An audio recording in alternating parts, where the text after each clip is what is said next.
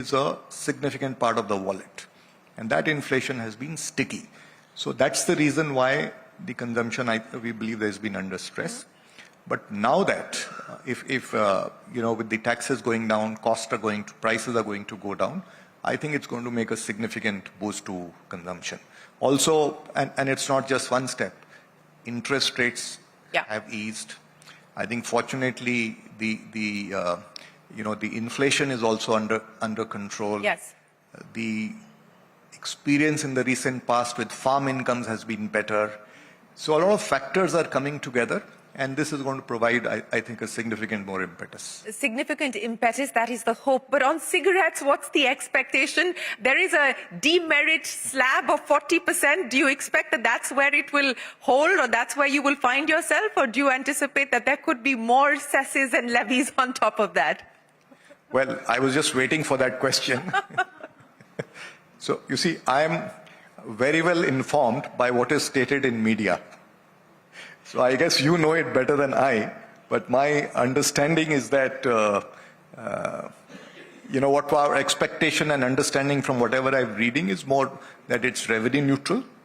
What percentage will be here, what will be in some other form, or what will go back to, some other form of taxation to make it, how the bucketing will happen, I can't really comment. That will be very speculative. Yeah. But that's what we hear, and that's what we hope and believe will happen. Well, the expectation is that it will perhaps be status quo in terms of rates. We may, in fact, see a higher incidence. I don't know if the demand for an additional levy that many states have moved to cater to revenue protection, but one will not speculate on that. Historical data has shown that actually does not lead to revenue protection. Yeah. It leads to revenue depletion. Because of the illicit market picking up. But, we talked about consumption. Let's talk about investment, because one of the peeves of the government has been that we haven't seen private investment, private capex picking up, despite the fact that we put lots of sweeteners and sops on the table. But in the case of ITC, you are actually putting money into investments. You've got a 20,000 crore rupee capex plan for Bharat, so to speak. What are you seeing as trends on the investment side from an ITC perspective as you build out for the future? So we are very optimistic about the potential in the Indian market for the reasons I alluded to, the headroom to grow. At the end of the day, the economy, despite all the global challenges, Q1 was 7.8, which is brilliant, and we have been, the forecast are around 6.5 or so. So it's a significant growth there, and that opens up many opportunities. And that is why we are investing that kind of money. Although we are not in a capital intensive sectors, though paperboard a little bit, but others are not that capital intensive. But still we are putting that amount of capital because of the opportunities we see in FMCG, in agriculture, in paperboards, and tourism. So all of these sectors have enough headroom to grow. If I was to just give you an example of paperboard itself, we are the fastest growing market on paperboard. Of course, we do have challenges right now of dumping from some countries. Leaving that aside, as far as domestic demand is concerned, we need to add about 1 million tons every year.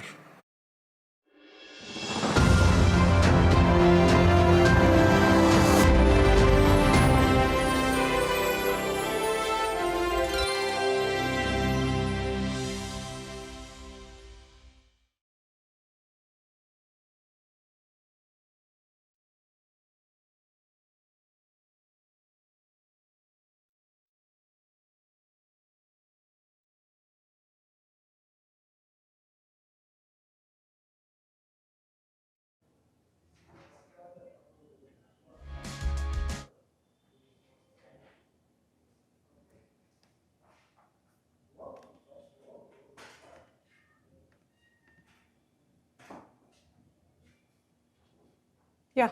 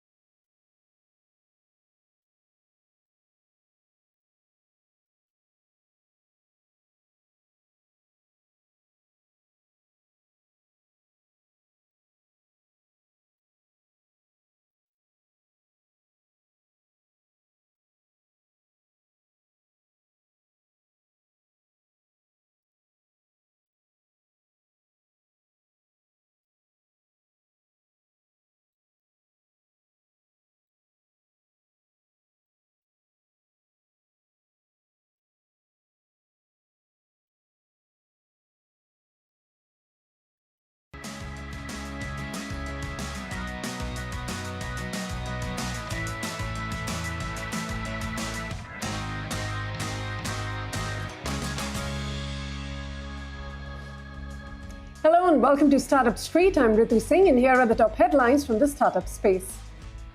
Indian and American venture capitalists and private equity firms launch India Deep Tech Investment Alliance, a new industry group that aims to mobilize private capital and expertise for deep tech companies in India that will strengthen US-India deep tech collaboration. This is set to boost investment in deep tech sectors with $1 billion of total capital commitments.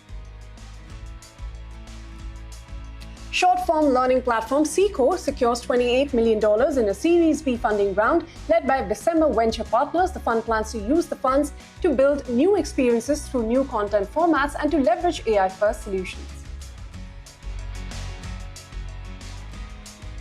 BizDate Up's first alternative investment fund, Pulse Fund 1, gets market regulator SEBI's approval. The closed-ended Category 2 alternative investment fund carries a corpus of 1,000 crore rupees, comprising of a base fund of 500 crore rupees and green shoe option of another 500 crores. It will deploy the capital across high-growth startups, SMEs, and select real estate equities. Flash.co unveils Flash AI, first-of-a-kind AI shopping assistant that will enhance the shopping experience for over 1 billion active shoppers. With this, it makes a global foray and will be accessible to shoppers across 100 countries. NID Fresh Food makes its foray into Vizag's Tier 2 and 3 markets by opening its first-ever batter shop. The company, with this entry, aims to cater to the bustling local market there, which has been dominated by unbranded batters.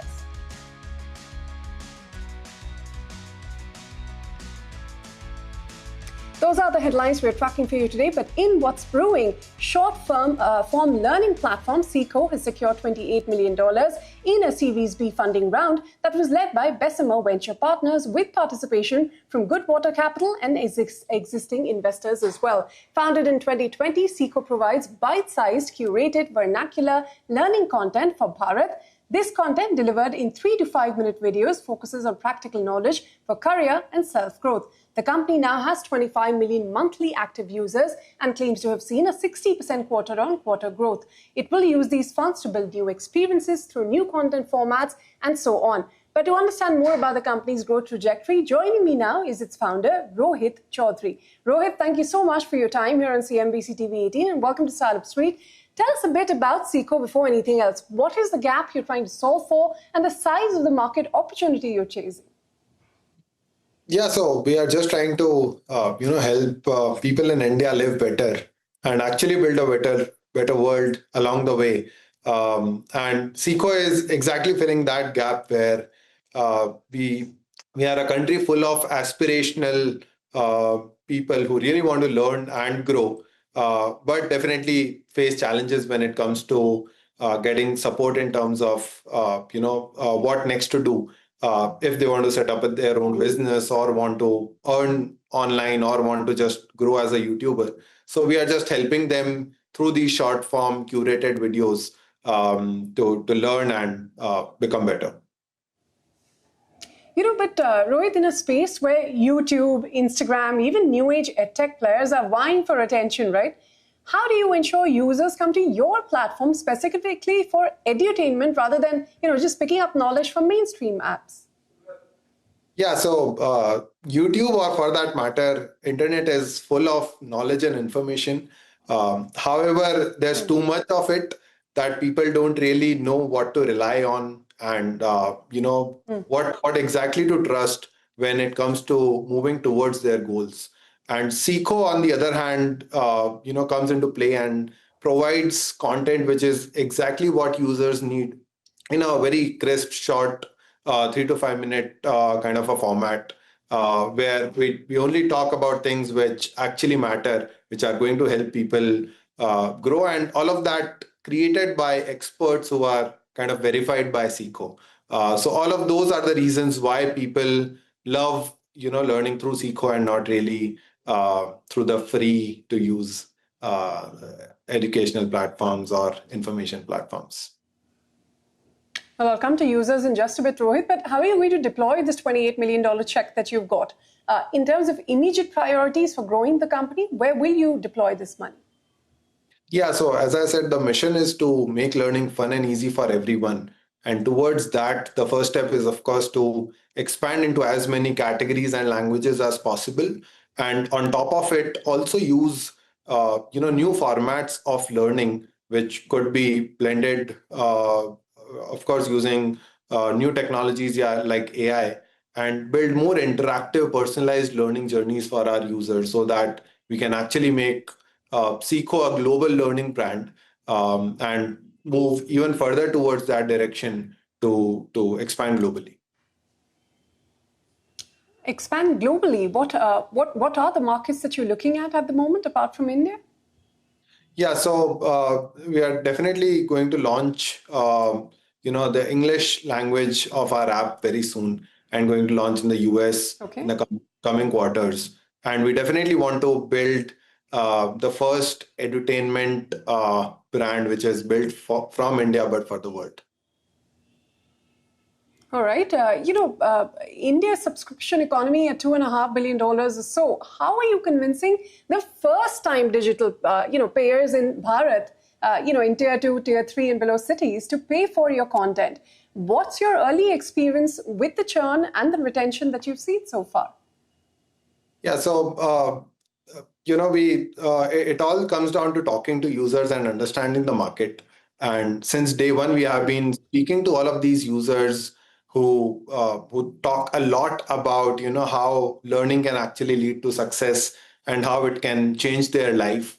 Learning how to start their business, or how to improve speaking in English, or small things which can actually compound and make them successful in the longer run. And that's primarily the reason why they not just pay for once, but also keep paying and keep using the platform, leveraging the offerings that we have to offer, and of course improve their lives throughout in their lifetime. And yeah, we have kind of the industry best retention numbers when it comes to how far we are able to take our users in their lifetime.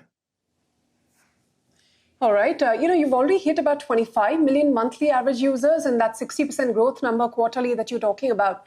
What drove this adoption curve? And as you scale, as you become a larger company, how do you hope to sustain this? Yeah, so the secret essentially lies in the nature of the platform, which is very horizontal. Before this, of course, people have tried building vertical plays where they have went deeper into one particular area of learning. But the idea with Seekho is that we are trying to build something like a Netflix for learning, where users can actually explore a lot of areas in which they can learn and grow. And that is what drives a lot of demand, because as we keep growing, we keep expanding more and more categories, which not just increases offerings for our existing users, but also attracts new and more users to the platform.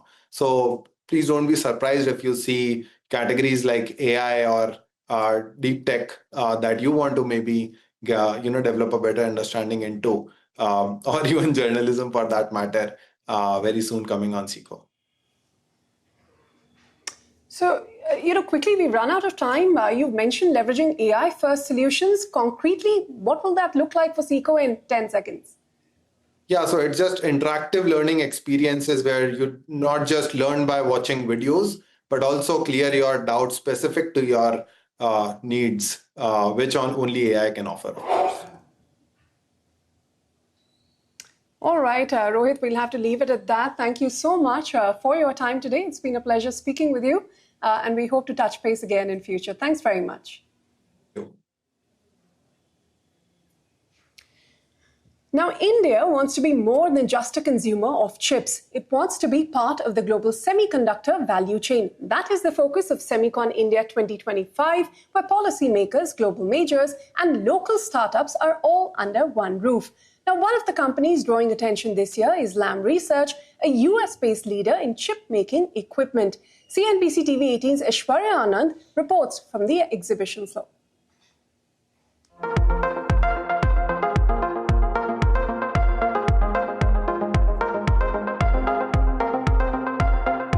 We are here at Semicon India 2025, the country's annual showcase of its semiconductor ambitions.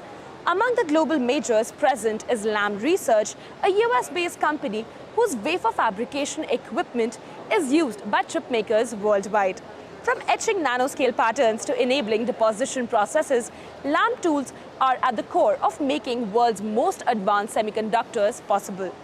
But what role does India play in this story, and how is Lam engaging with the country's growing semiconductor ecosystem? That's what we're here to find out from Rangesh Raghavan, India head of Lam Research.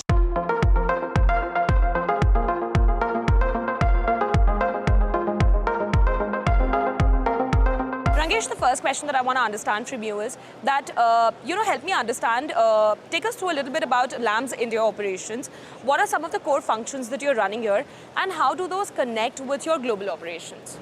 So Lam India pretty much does every function in the company. We started as an engineering services organization for software, hardware engineering over time. Today, we represent every function in the company is represented in India. So for example, we have an organization that works on logistics, shipping our equipment around the world. So we have a team in India that helps our global team with that. We have an organization that does procurement globally, and we have a team in India that works on that. We even have an organization that builds manufacturing fixtures, etc. We have a team in India that does that. So most people think of a technology company as hardcore engineering and software engineering and hardware engineering. We do a lot more than that. Yeah. Very happy to say that in India we cover pretty much the whole gamut of the company's operations in some way or the other. Okay, so that brings me to the next question, and which is India is right now positioning itself as a global semiconductor hub. Yeah. So tell me, how does Lam's India operations fit into that bigger vision that we have? Sure. So if we want to make these fabs that are being announced successful, we need to develop this ecosystem. Correct. Right? So a fab can't exist on its own. It needs people to supply things to them, high purity gases, components, materials, equipment, and the like. And they also need partners who can help train their engineers in a Correct. particular way to operate the equipment. And they need partners who can supply and maintain and service that equipment. Correct.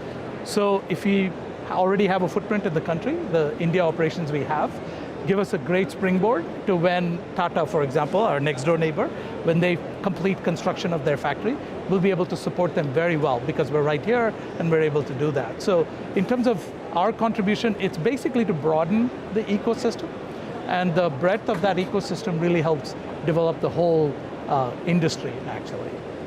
Okay. So also help me understand that when we talk about India's design and engineering talent, what role does that play in your operations? Well, India has a large talent pool, as we all talk about.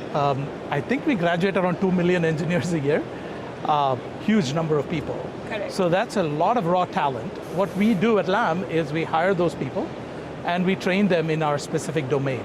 So once we've trained these people in our domain, they become the experts that we rely on. So we've been doing this for 25 years in India. We find that the design engineering talent is outstanding.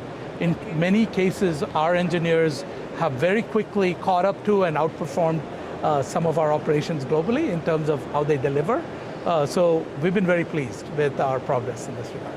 So that was all about Lam's India footprint, but the real action here at Semicon is happening on the ground, where Lam is showcasing some of its advanced tools, which is helping it make some really advanced chip makers. What these tools are, let's go and find out.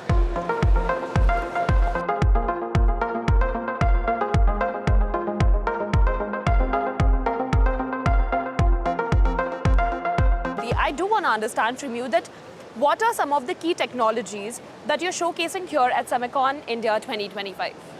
Well, some of the most important technologies to manufacture semiconductors is what we do as a company. Okay. So we want to showcase that exact thing.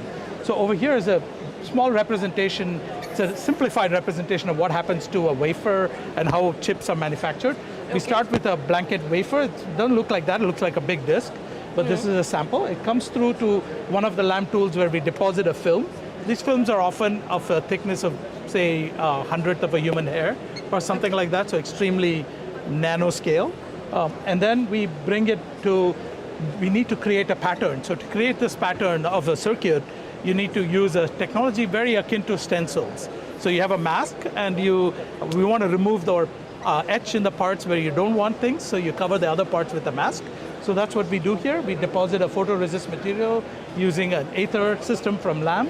and other companies project the mask that they need, which is the stencil, and then we come back to a LAM tool and we remove the materials as per the design.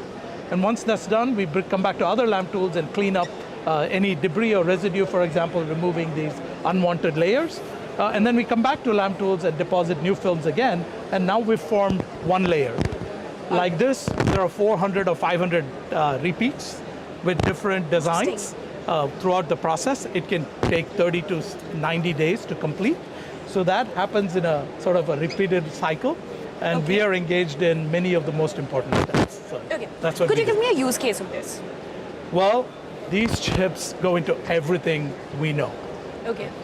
We have lights there, they're running on LEDs, they're made with similar technology. We have our cell phones, they use microprocessors, they use clock processors, they use audio control processors, they use microphones. All of them are made with a process similar to what this is done.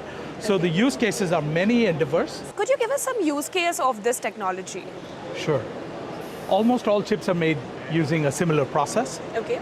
And if you think about the use cases of chips, they go into everything from cars where we control automatic brakes, to your cell phones where you need a microprocessor to process the videos that come in that you want to watch, to your refrigerator these days that turns the light on and off, etc. So the use of chips is widespread and it's only growing.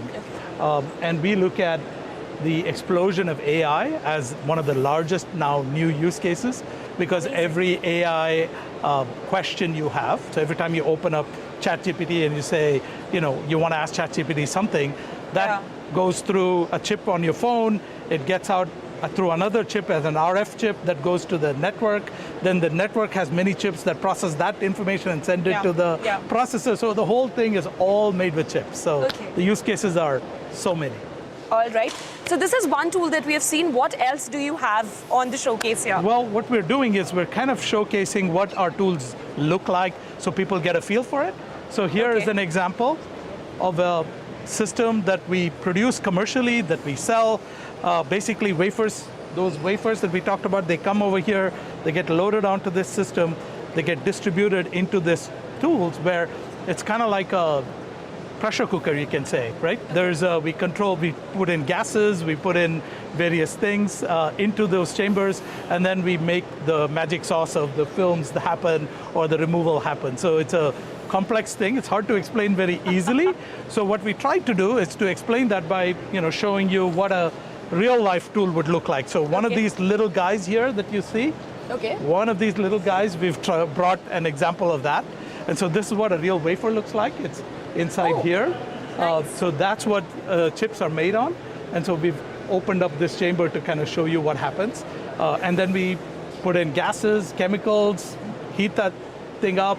We put in a plasma, and I'll show you in a little bit what a plasma is. And then that's how we do our secret sauce. So it requires a lot of components, a lot of things to make all this work. So it's a very complex engineering marvel, what we do in the industry and at LAM. Rangesh, my final question to you is that how are these tools enabling next-gen technologies, say for example AI, 5G, how does it work? Well, the next gen of technologies need these chips to be faster. They need these chips to consume less energy. They need these chips to be cheaper, right? That's what we do in the industry. We call it Moore's Law. So every 2 years, we produce chips that are twice as fast, half as expensive, and perform twice as well as the previous generation. That's the kind of pace of research and development that is needed in the industry. So that's what we do here at LAM. We need to keep innovating. We need to keep moving that bar so that our customers can get the benefit and apply these technologies to advance the state of AI or 5G, all these networks. Okay, all right. Thank you so much for speaking to us. It's been lovely interacting with you. Thank you so much, Aishwarya. It was a real pleasure hosting you. From research and design to showcasing next-gen tools, LAM Research is betting big on India's semiconductor journey. And here at Semicon India 2025, the message is clear. Fabs alone won't define India's chip story. It's the tools, technologies and talent that enable them which will determine whether India can truly become a global semiconductor powerhouse. In New Delhi, Aishwarya Anand for CNBC-TV18. And on that note, we're going to wrap up this edition of Startup Street. Thanks very much for tuning in, but stay with CNBC TV 18. More news and updates will continue after this break.